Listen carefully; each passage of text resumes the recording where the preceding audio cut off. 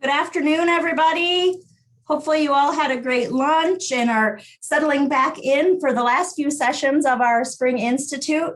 I hope you've been learning lots of new things and enjoying MACAE's Spring Institute. The beat goes on, and I hope you're going strong here as we get towards the end of our afternoon here on a Friday. Despite being virtual, again, I can't stress enough how great it is to see your faces. And as I'm like looking in the wrong direction while I'm talking to you, is because I have two screens up. But it's just so great to see your faces. We all really want to be in person and are looking forward to seeing you in person next fall. But before we get started, I'm Heather Robidoux. I'll be your host for this session, and I just wanted to go through a couple of housekeeping items with you. Hopefully it's something that you already heard several times, but there's a reason we're redundant about these things. So first and foremost, if you have any questions or need information, you can always visit our MACAE website for updates and information, or you can join us for our monthly check-ins. Also, the recordings from today's sessions and all of the slides are going to be shared with you. So don't worry about that. They will be shared to you after the end of the conference. And don't forget to check your email to submit your sketchy form if you need to submit for those continuing education hours. Please remember to do that one time at the summation of the entire conference. And last but definitely not least, we encourage you to have on your camera because it just feels so much better if we can see faces. We don't care if you're still eating your lunch or if you're at home with your dog on your lap. We just love to see your face and know that you're there and engaging with us. As we go through our session this afternoon, please feel free to put any questions you might have in the chat, and we will go ahead and get started. So I would like to introduce to you Lisa Macheksy and Sue Klunk, both of whom are from the Oakland Literacy Council. They're responsible for program administration, the organization of personnel, finance, and strategic partnerships. And they are here today to present to us grants, gratitude, and galas. So go ahead and take it away, ladies. Thank you for joining us. All right, thank you, Heather. Welcome, everyone. We're inviting you to introduce yourself, put yourself in the chat, what role you might play in fundraising. Are you planning an event or anything that you want to share with us? And keep putting questions in the chat. We'll monitor that as we go. My name is Lisa Macheksy, and I am the Executive Director of the Oakland Literacy Council. And we have been around for 38 years. And we have been providing adult literacy services here in Oakland County using that one-on-one tutoring model primarily. I've been here 6 years, and over the past 6 years, we've grown quite a bit. When I entered the organization, it was a testing coordinator for 15 hours a week. And now we are at a point where we have 5 full-time staff members and 2 part-time staff members. So we ended up doing a lot of this growth during the pandemic. So hopefully we'll have some tips that we can share with you all. And I'd like to introduce my colleague, Sue Klunk, who is responsible for all our communications and our fundraising efforts. Sue, do you want to introduce yourself? Sure. Thank you, Lisa, and thank you, Heather, and welcome. Yes, again, I'm Sue Klunk. I'm the Development and Communications Coordinator. I'm one of those 2 part-time employees here. I've been here for about 2.5 years in this role, and my background includes working in advocacy and some nonprofit organizations, as well as human resources, and a little bit of systems work too. All right. I'm going to turn it back over to Lisa. All right. So can you advance the slides? Oh, yeah. It's okay. And the other, my notes say to make sure that board, staff, volunteers, and even our students all have a part to play in fundraising. So even if you might have a smaller role, remember that you all have a part to play into making sure that your organization functions and survives. All right. Oh, did we skip a couple? There we go. So we like to start out with a little bit of humor. Do you ever feel this way? The key to successful fundraising is begging. No, we don't really want you to feel this way, because good philanthropy is about inviting people into your mission, giving them an opportunity to be a part of what you do. It gives everyone a chance to change the world. And don't we all want to do the changing the world? This world is such a ugly place in many parts of the world. So why don't we want to make a difference and change somebody's life? So good philanthropy is all about making connections, building relationships. It's not about begging. All right. And I want to make it clear that every organization needs are unique. You have come at it from a different perspective. You have different organizations that are fiduciaries for you. But this is just our experience, and we're just going to share what we know, and that's things that you can work through yourself. All right. So today's topic, we're going to go over a little bit of the facts about giving, just to kind of give you an overview about what giving looks like today. We're going to do it to a little topic that don't put your funders in one basket, because every type of funding has different needs and different relationships you need to maintain. We'll go over a little bit of the power of storytelling and donor love and to gala or not to gala. You know, we have the G's, we got the grants, gratitude and galas, but we're just talking about great philanthropy all throughout. All right, does that work for everyone? All right. So, as I said earlier, the Oakland Literacy Council has been providing free literacy services to adults in Oakland County for over 38 years. And over the past 2 years, right before the pandemic and till today, we've really grown. We've grown in our programming, we've grown in our staffing, as I mentioned earlier, and we've grown in our budget. We're now able to offer, in addition to reading and ESL services, we offer math and digital literacy services too. When the pandemic hit, we were already on a growth path. We've had a 90% budget increase from 2016. But one of the things that we learned early on, that we had to have an infrastructure in place. We had a donor database. When I first entered the organization, we were using Excel spreadsheets, which has some limitations if you're trying to track data around people. So we ended up making sure that we had a donor database, a low-cost tool, but it really has enabled us to track things, to track people's donations, and to be able to build stronger relationships. And one of the most important things that happened with our success over the past couple of years is we had an audit done. So our organization was typically pretty small, and as many of you know, audit is a expensive endeavor, to say the least. But we really knew that we needed to invest in that in order to put ourselves in position to secure grants from some of the larger funders in the area, such as the Community Foundation, such as the United Way, and things like that.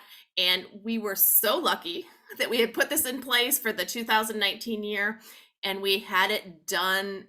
And then 2 years ago, the pandemic hit. So we had it, and then when all the COVID funding opportunities came about, we were ready to go because we had that piece of paper that shows that we are a quality organization. So investing in your infrastructure is really an important thing to do along the way. But 2 years ago, I looked at a post on my Facebook feed today, looking back 2 years ago, and there's this little cartoon that talks about, wow, that sure happened fast, because we all remember where we were 2 years ago. We had to pivot all our virtual instruction, tutor training, and recruiting all online. We have over 200 volunteers that are meeting with our students. So that was a big shift because they were all meeting in person before. We lost one of our fundraising events that was going to happen in the spring, and then we had our annual dinner. We wanted to make sure that we're keeping everybody engaged.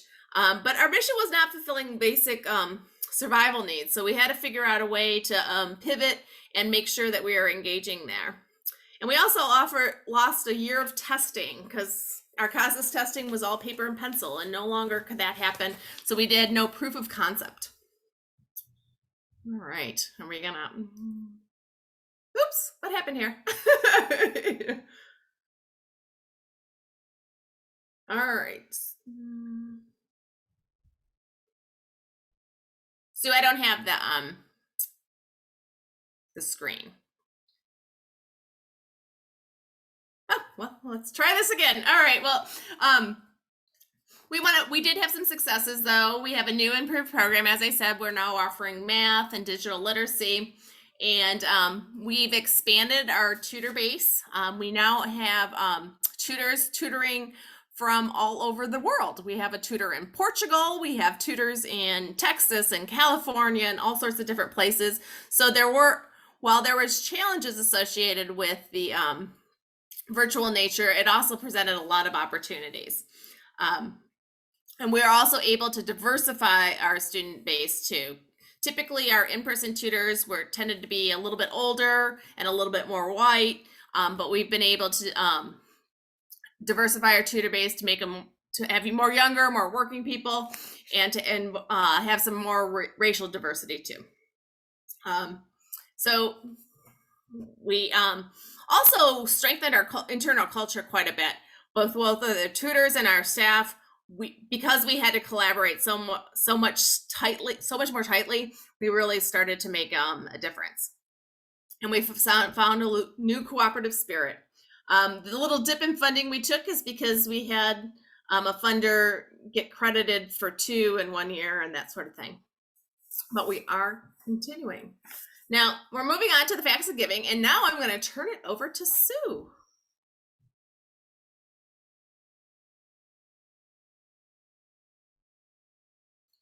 And Sue. Sue, you're muted. Oh, there we go. I've done so many interviews where I'm so used to turning my camera off. We'll talk about that. I've just picked a couple of key facts that drive us. There can be a lot of information overload, but things that you'll see then reflected in some of the ways we've moved forward.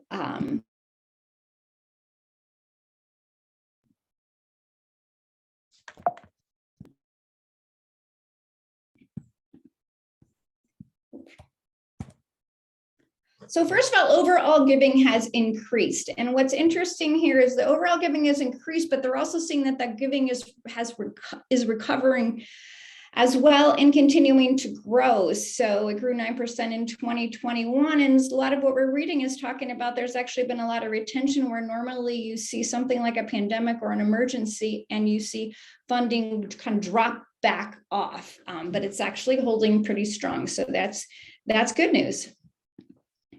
Online giving is increasing over the last 3 years, 42% increase, but keep in mind it's still only 12% of the giving. So this idea that you might feel like everything's coming through those emails that get sent really isn't the case right now, but it's something to be really paying attention to because there's really probably a generational impact there as well as younger donors get involved.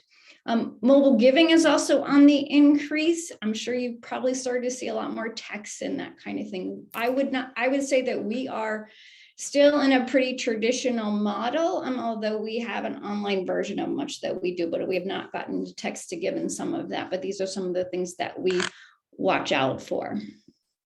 The average donor age is age 65. So the baby boomers are really still carrying that bulk of reliability and donations.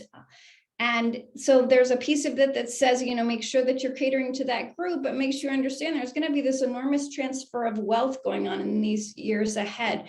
So we do have to tap into younger generations. So those are kind of long-term pieces. And that individuals still give the bulk of money. So 78% of giving, if you include things that come from bequests. In the past, it's been fewer donors and larger gifts has been the trend, although, and really with this pandemic, we're starting to read that there is a lot more smaller gifts, and we're seeing actually an increase in the donor base. Whether that will continue, we don't know. We say individuals give that largest amount, but then again, you have to think about we're not necessarily getting in our world like $50 million that might be going to the symphony or to some of these cultural pieces. So you have to look somewhat deep. Donor advised funds where people can take a portion of their own money and create their own charitable fund. We are definitely seeing an increase in that as that being pushed with a lot of the wealth organizations. It used to be that those were only larger amounts, but now we're seeing $50, $100 coming through these donor advised funds. And, someone in our organization on our board who works a lot in fundraising says that's really kind of, when you get one of those, you want to think that that person may be someone that you can move up into a higher donor category. And education and the arts are receiving the highest number of those grants. So that's something to keep in mind. All right. We're back onto don't put all your funders in one basket. So I'm sure you've all heard that it's really important to have a diversified funding base. We have a fairly even funding piece. Sue, can you click the? Sorry. All right. So as you can see, we've got about a quarter of our funds from government, about 20% individual giving, corporate and foundations, and event revenue. Back 2 years ago, we really had very small corporate and foundation kinds of pieces. We felt it was really important to have a fairly diverse way of raising funds because, you lose one donor, as we have in the past, you really could have a big impact on your program. For instance, we had the United Way sponsoring this one program. They had talked about how they were going to make a long-term commitment to us, but turns out it's only 1 year, and they changed funding priorities because we know funders tend to be fickle, and priorities and leaders change, and you're protecting your organization by making sure that you have all sorts of funding revenue. And we received some funds for our county, and making sure that we had that government revenue in place. Government's receiving more funds right now, so it's a place to really try to tap into based on what is coming through the pipeline. You got a lot of federal grants coming through, so there might be some ways to tap into that. So by having a diverse funding base, you can adapt and change based on the considerations. Now, I'm going to delve into a little bit more about the corporations and foundations, and it's not one size fits all. So we put up some of these little logos on there. One of the biggest things that happened to us is by having that audit, we were able to really tap into the community foundation. So your local community foundations are a great resource because not only once they gain confidence in you, they might also recommend. And like the community foundation for us last year recommended the Lineweber Foundation. We'd never heard of them. We would never have approached them. But because we got recommended by the community foundation, we were able to put a successful grant application and get funded.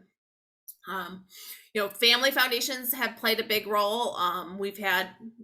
There's one family foundation, the William and Myrtle Hess Foundation, that we found along the way, which was really instrumental in providing some of that general operating support over the last couple of years, and they really made a huge difference in us. So you look at different people and find different ways to think. So Burlington English is on here. They sponsored a tutor event for us because they know that so many of our tutors are using their product now with virtual. They wanted to be in front of them to provide a holiday party for us. So those are some of the things that can be done with different types of foundations and corporations. You just have to be a little bit creative and figure out what their priorities are. So many corporations now are going to have to think about their workforce and how to build workforce skills. Adult education is a perfect partner for that effort. And why don't we talk a little bit about individual donors? So we approach individual donors in a variety of ways. We have a general appeal. This is the mailed letter that you get. We do that 2 to 3 times a year. So we're asking a mass appeal. We've done some matches for that.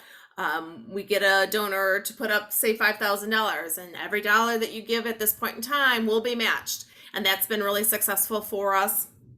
We, when the pandemic hit and we were going to have to go virtual for our event, we had a donor who was wanted to make sure that the event was successful and received the revenue. She put up a matching grant for everyone who's ever given before. And if they gave it at the same level, And it was a $20,000 grant, which was really impressive for us. And we've also done things for special pieces. So we had a matching grant for students. So students who've been using our program or past students, if they gave even $5, it would be matched 5 to 1. So it was a way to really generate new donors that way too. But there's always more things that we can do. We know we should be probably responding more with welcoming emails when they come to us, especially new tutors, and talking about how they could be philanthropic. More peer-to-peer because we have so many tutors, and even more planned giving. Those are some of the things that we need to think about. But one of the things that we really think about with philanthropy is balancing that time and effort. How do you have a certain amount of resources that you can use? How do you make sure you're balancing that effort? Because we could do everything and then get nothing done. So there you go. So Sue's going to talk a little bit about donor love. All right, thank you.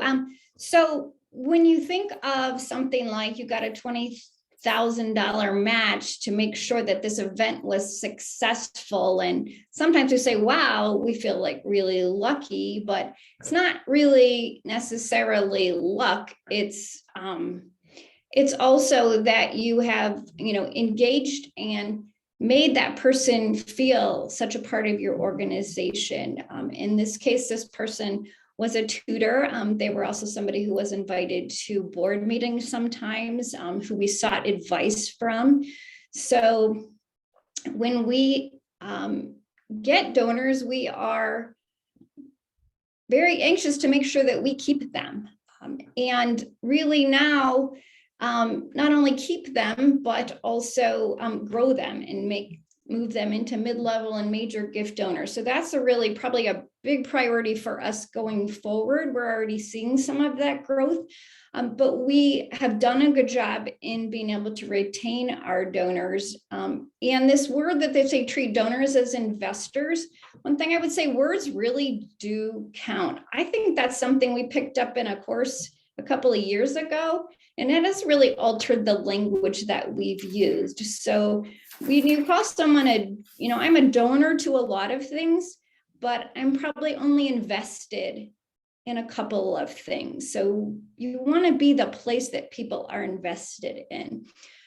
In terms of average retention, the average retention in nonprofit is, from this one report is 40 to 45%. I've seen lower numbers, and we're about at 50%.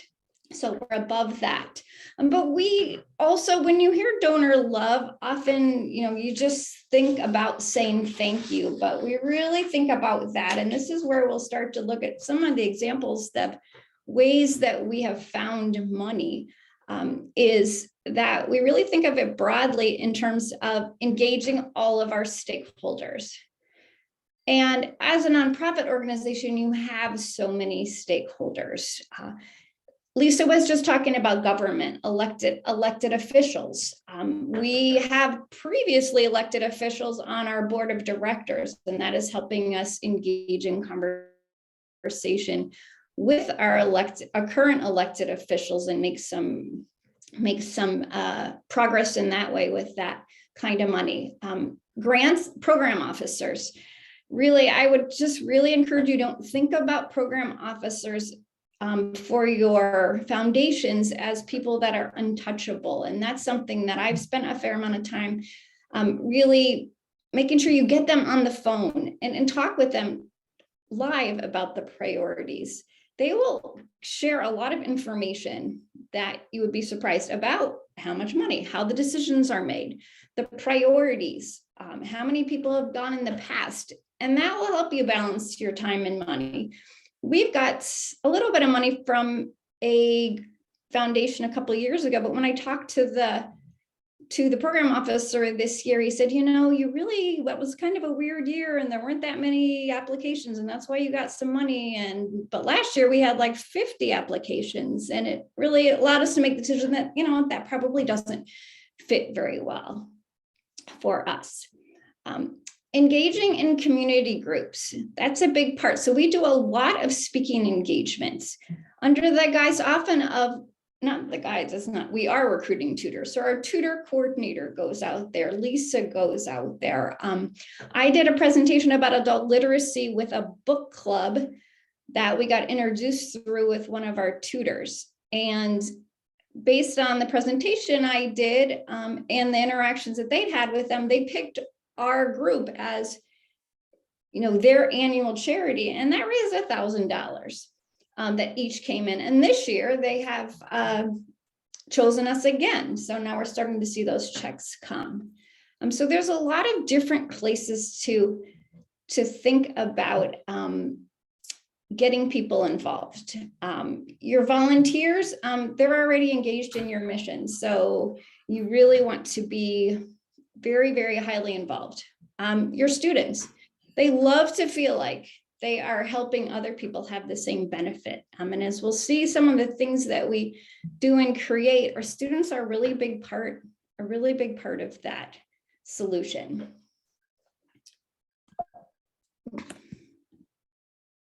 Have a gratitude attitude.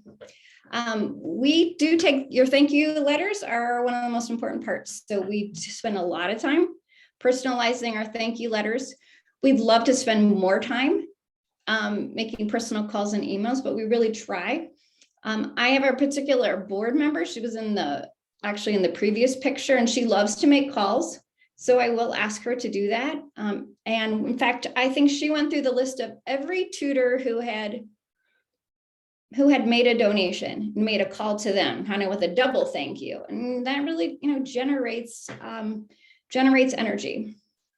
And we recognize them on social media and really use that language in our e-blast. You'll see down here, you know, thank you for making this work possible when we had, you know, it's been 3 months, let's get there. In our newsletter. So we launched our math program. We were super excited. Your investment adds up for adult learners. So our donors really feel like they're a part of that.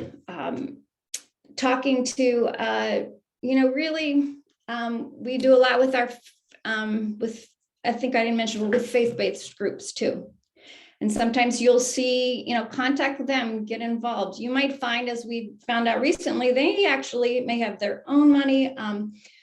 We have one who collects for us about once a year now as part of their monthly collections and sends us a donation. And then ones that are larger, that have outreach committees that raise larger amounts of money, because, you know, education really is on the top of everybody's mind. And I would say gratitude, especially for volunteers. These right here, these are postcards we sent out. Next month is Volunteer Appreciation Month. So right after the pandemic, we sent them out very quickly. You see our hashtag doing my part. What's in the middle? These are actually, that is actually, I might even have it here. It's actually a really nicely printed out lithograph by Julie Dawson, an artist in Birmingham. And Lisa's got those. We sent them out to all with packages with letters to all of our tutors. And to the right is just a little package that was from an event. So we do tutor social events. Now with the pandemic, we've had to move those virtually, but I would have to say the number one thing that I think our tutors miss because of the pandemic is being able to get together. So creating that time for volunteers to bond could really create a lot of positive energy. Speaking of so this right here, take your donors to work. So a big part of we found is the more you can get potential donors involved in what you do. So this is Julie Dawson on your screen to the left. And I invited her to take part in a mock interview session.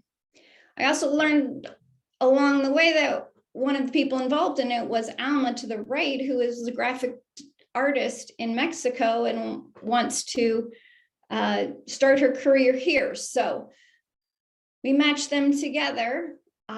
They created a mentorship relationship. So you see them, they're pictured together last summer at the graduation.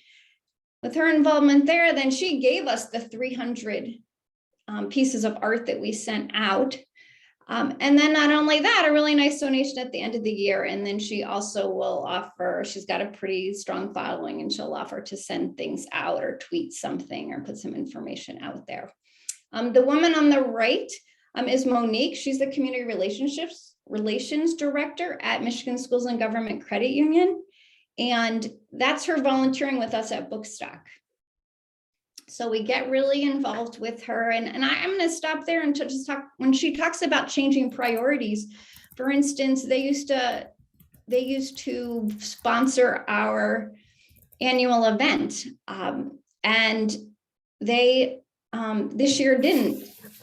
They're interested in different kinds of things. So she and I are talking about what kinds of things they are interested in. For instance, they were interested and they were the sponsors for this event that's on the left. And I think they liked being a singular sponsor, but they had a change in leadership. So we have to look for some new ways to engage them. So this piece is about providing learning opportunities. So one of the things we did in the last year is we had a couple of public presentations focused on diversity. We have developed a more robust diversity program in the last year or so. That's a whole nother presentation. But as part of that, we did a presentation about the history in Pontiac of the racial integration of the schools and the violence that was involved in that and the long-term impact of that last February as part of the 50th anniversary. That was sponsored by the bank. And then we also did an immigration forum in September. So that not only provides a service to our community and makes them again feel more of a part of that community, but it also was a way that attracted new donors to our organization as well. I will say that one of the things that I am seeing with grant applications, both corporate and in the foundation world, is they do want to know what you're doing with diversity. They're looking for something that is above and beyond having a policy. So it has been, not only has it been a great benefit of our organization to take these steps, we've been able to really write our story, and that's something that they are looking for. They are also still looking for you to talk about COVID. Like COVID is very much on the minds of our corporations, of our foundations. So knowing your story about that is really important as well. Being relevant on social media. I'm going to skip through a few of these so we can move forward. Most of our most popular posts typically aren't even about us. So helping your audience with those posts. Our donation and direct mail, this is an important piece. Make it easy. This goes back to what we talked about, the facts that most of our donors are older. And the resources you get. I just read an article about this and we switched the way we were doing some things. So make it easy to read. We do big font, bold, italics, not so much. Make it easy to read and make it easy to fill out. So if you look at our examples, you see you can skim through this appeal letter pretty quickly. And then on the back, instead of having those teeny tiny reply things that attach to the end of envelopes that you got to write like this big, they have plenty of space to write. So I'd encourage you to think about that. And then we are able to attach these to our email appeals that go out. So for those who get the email, but they're still not comfortable going online, or they don't even notice that pieces, they can just download a form. And we do see several more donations come in from our appeals once we've done that. Oh, I did it again. Sorry. Can you see it now? Mm-hmm. Yep, you're good. Okay. I haven't quite, we did this in Canva. I haven't quite mastered the art of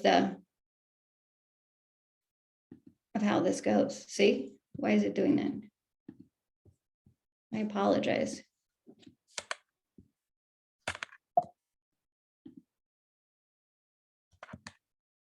Okay, give your donors a voice. So here, this is actually the one at the top is the bottom piece of a reply envelope. And we've done this several times where we give people an opportunity to speak about something on their minds, even if they don't make a donation. So it's allowing them to speak, not just fill something out.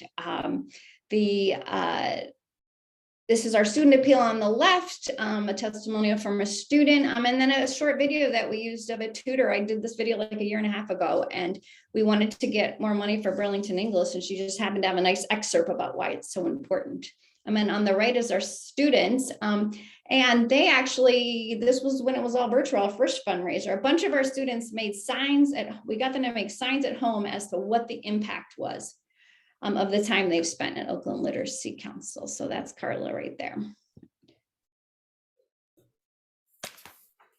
Oops, and I think and tell their stories.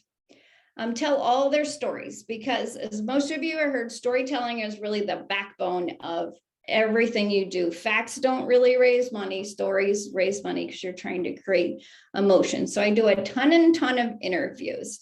So we're going to talk a couple of minutes about storytelling. The power of storytelling. Again, facts don't really elicit the emotion that stories elicit. So these are some of the pictures of tutors and students that we have profiled. A few tips involved. That's where really your whole program staff, it gets really involved to identify those stories. Make sure that you create the story after you do the interview, because you don't really know what the story is, and get stories from all stages of the journey. So when you're doing an appeal letter, you're not necessarily looking for the story that's already finished. You're looking for the person who needs the next step. Establish rapport with people that you're working with, build trust, be really transparent about how you're going to use their story, even if it delays you a little bit. That we're finding that's a really important piece, and that allows us then to go back and ask them to do some things more. We take an asset-based approach. We really, even though people might tell you that sad faces sell more, or we really try to show a lot of respect to our students and our tutors, and always show them in the best light in our newsletters. Tap into everybody's creativity. This is a tutor. It was her idea to have everybody in the group write the word that describes their small group experience, and then we use that as part of our appeal. Use lots of videos and don't get overwhelmed by videos.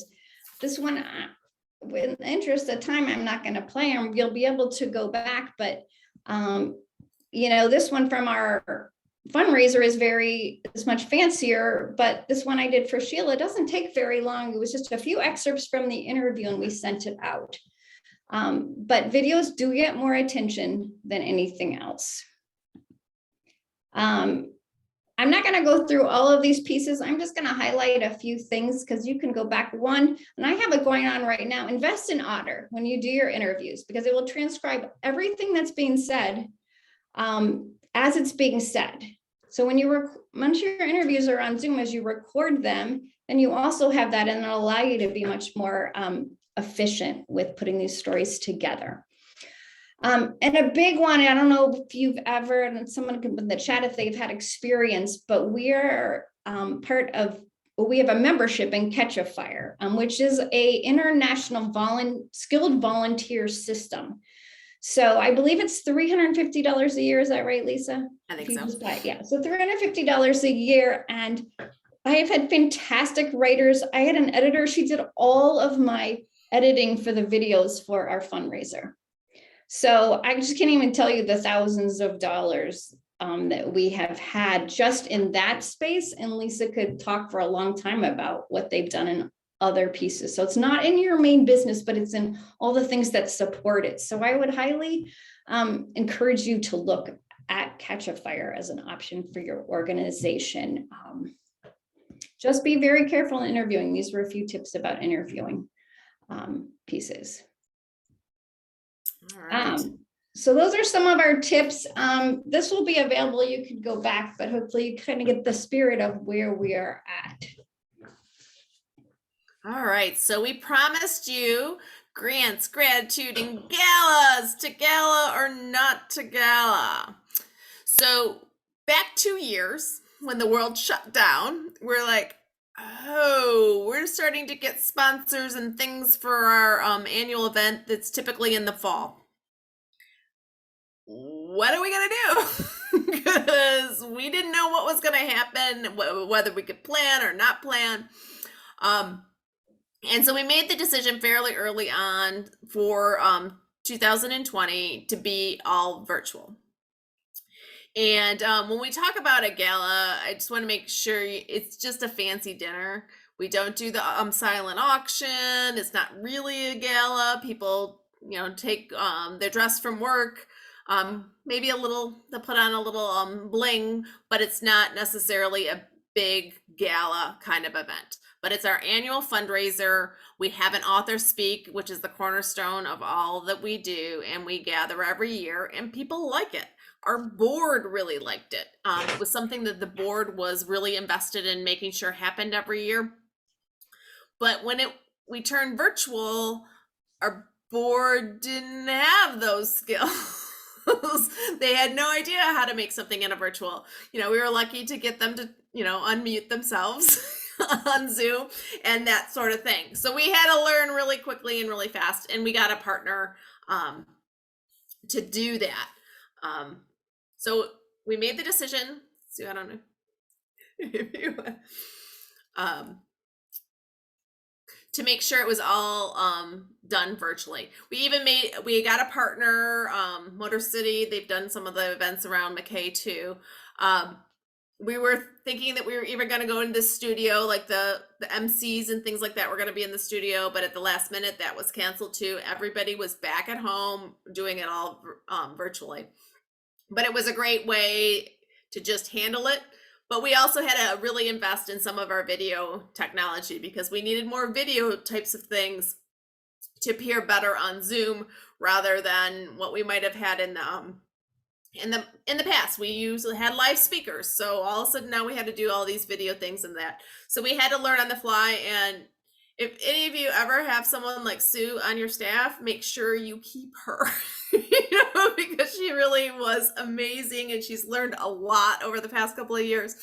Just make sure you have somebody, because it's all about learning. And I think one of the key takeaways around fundraising is really just keep learning. There's so much to learn. There's so many ways you can do it. There's so many ways to invest your time, but making sure that you're trying to have that professional development as a core part of what you do, I think is really important. But then we came into 2021. Okay, what do? Do we have it virtual? Do we have it in person? We had people who really wanted that in-person experience. But we also thought, well, if it gets canceled, we have to have a backup, and people won't feel comfortable, and some people didn't feel comfortable. So we went hybrid. So we had, while we were really successful with 2020 as a purely virtual kind of thing, we raised more money than we ever had, primarily because we had that lovely matching gift from that one donor. But we also didn't have to pay for dinner and stuff like that. You didn't have to put a nice plate in front of somebody, making sure they had little gifts to take home, that sort of thing. So the costs were less. But with the hybrid event, going into we had to have all those costs. And we had to have all those costs with working with a different partner and things like that.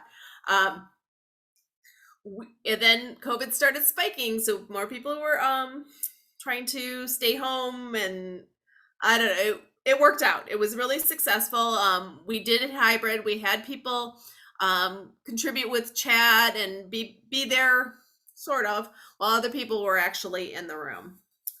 And we're entering the new year. I don't know if we do hybrid again, just to be honest. It kind of is better to do one or the other. To try to do both becomes really hard. And so I will make the recommendation. We haven't made the final decision yet, that we really will try to focus on just having an in-person event. Mind you, knowing that we might have to flip to all virtual, but try not to have a hybrid type event. It'll either be in person or it won't. Because last year we spent $6,000 to $8,000 on an outside vendor to kind of help us. But there really wasn't a huge following online. The previous year we had great attendance. We were able to charge a limited dollar price, and we still had great attendance. But this year, even with the virtual option with the low cost, we didn't have a lot of people participating. I mean, we had some, and it was great, and we were able to see the chats while we were in the room.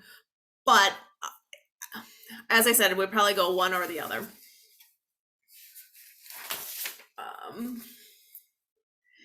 All right. Sue, do you want to go on to don't reinvent the wheel? You are also on mute. Is one, don't reinvent the wheel when it comes to these things. There are so many resources out there, it can actually become overwhelming. But one thing I would say, I don't know if anyone has ever watched Bloomerang webinars.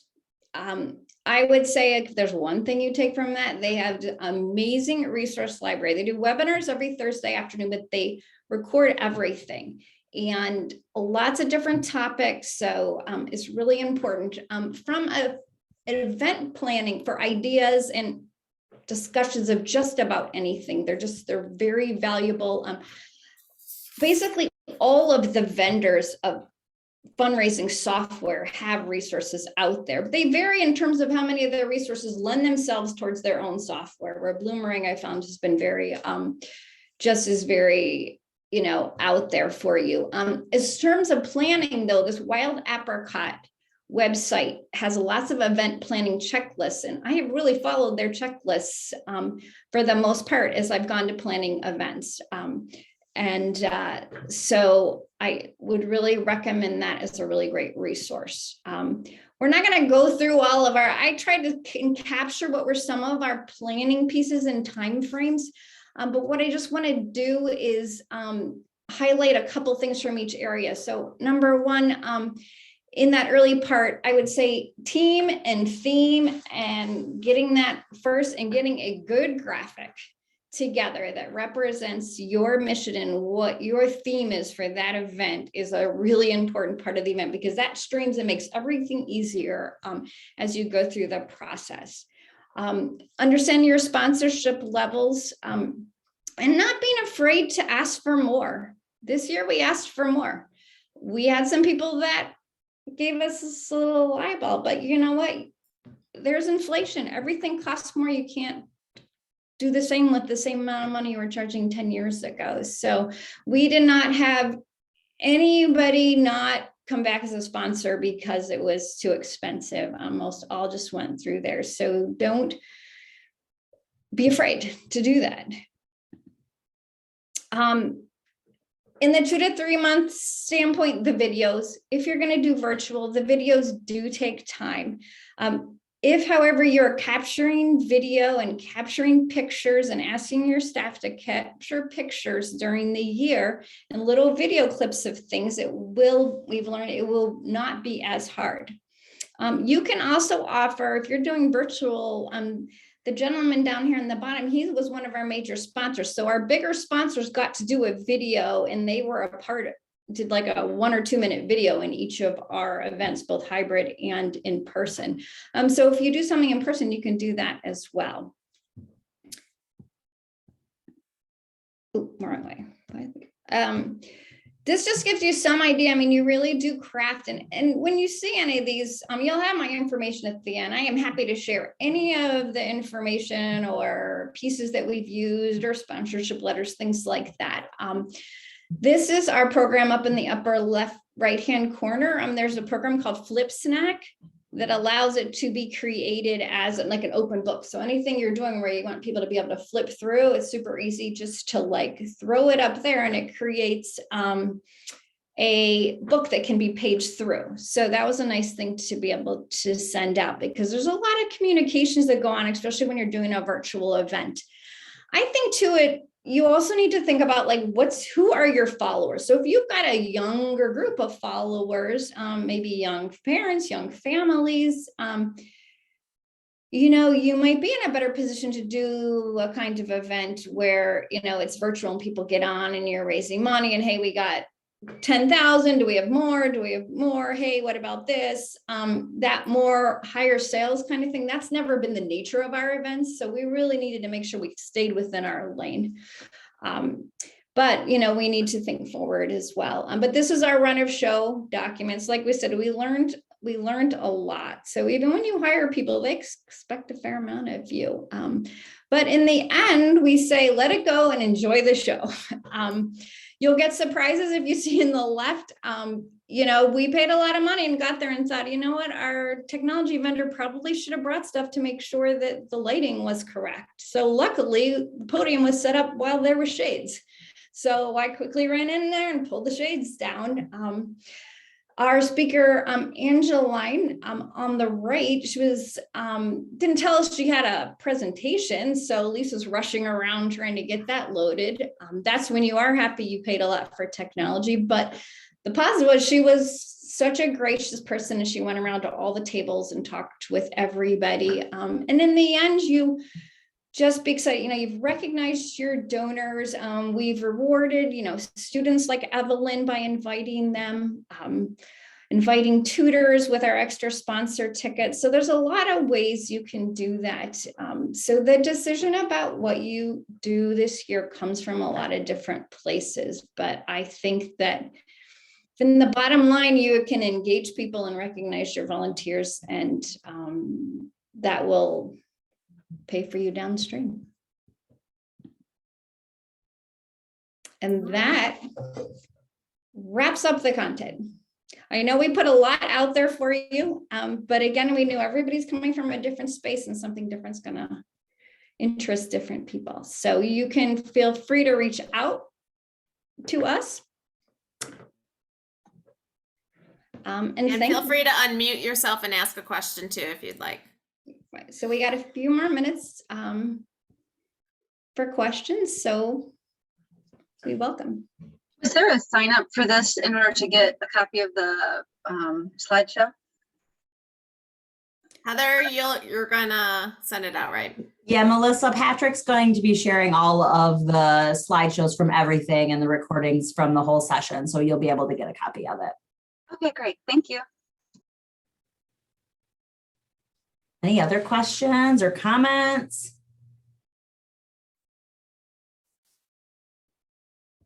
I would just like to say, ladies, that I am super excited because I feel like a lot of us might be like, well, I'm not really sure how this kind of ties in with what we do, but maybe it's something coming from the literacy councils. But it just reminded me of Michael Evans from the Kalamazoo Literacy Council, who's on our MACAE board now. He's brought up at our board meetings several times, you know, many of us get frustrated with the state or with the process of getting funding, you know, through 107 or WIOA or whatever. And we sit here and we're like, we complain about it, nothing gets changed, but then what could we do to make it better? And it's things like this, thinking about how to creatively find other sources of revenue and funding for our programs. So I thought it was fantastic. Well, we're glad it gave you a few ideas and some inspiration. And then I tacked this on at the end to, you know, in case we had a few minutes, which will give you a feel for some different kinds of student stories. So this was our video that we put together for our annual event in October. And all this editing was done for $0 by this amazing Catch a Fire volunteer.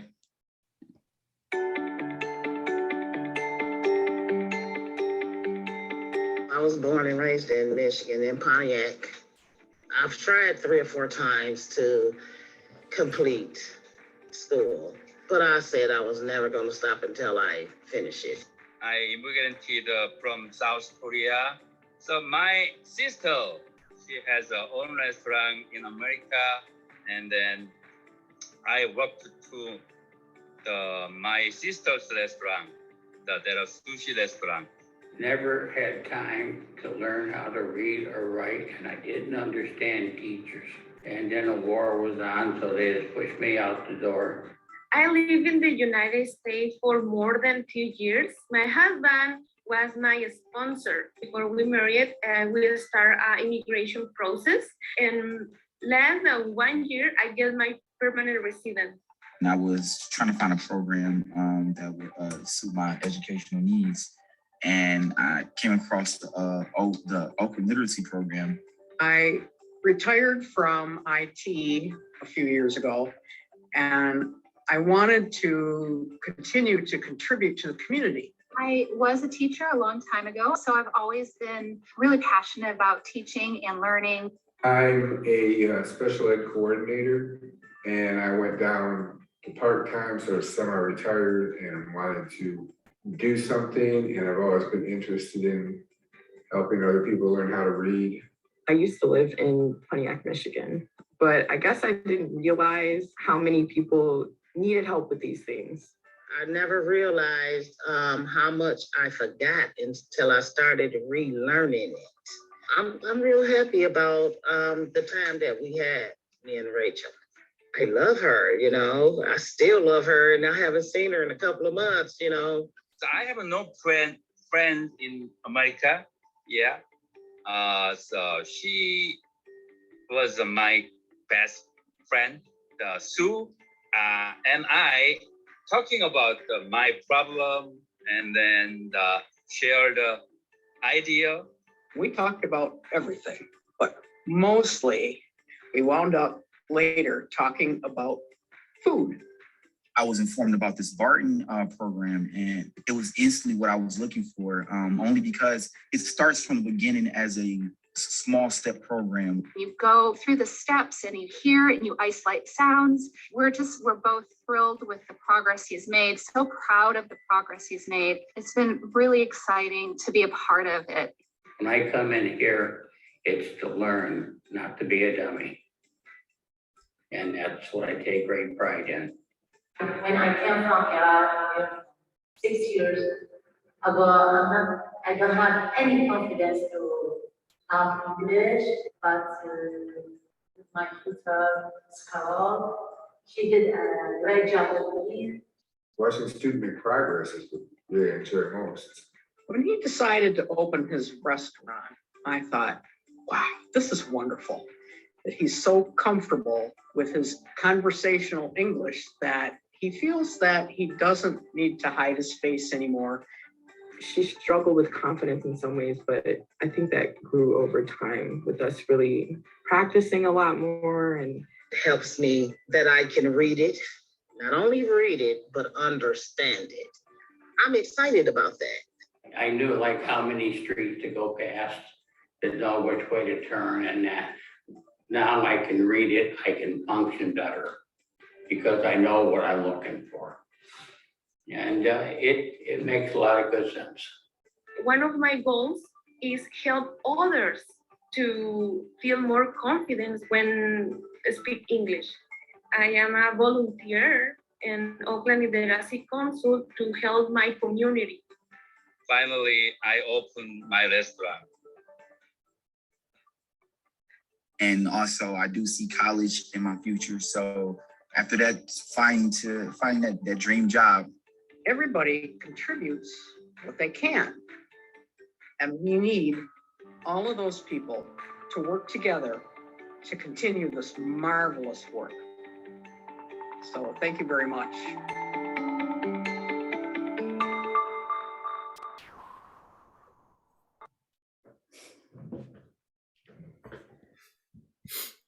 So thank you. We're very proud of this video and love to take every opportunity to share it. But it really credit all the people there who are willing to share their stories. But you'll see also you don't have to be perfect. You see some of those videos were taken in a car. They're not, and I guess that's I would say in closing, one of the, I guess, if there's any positive aspects that have come out of that is that this realization, you don't have to be perfect about everything you do. Just communicate and get the information across. So that's it.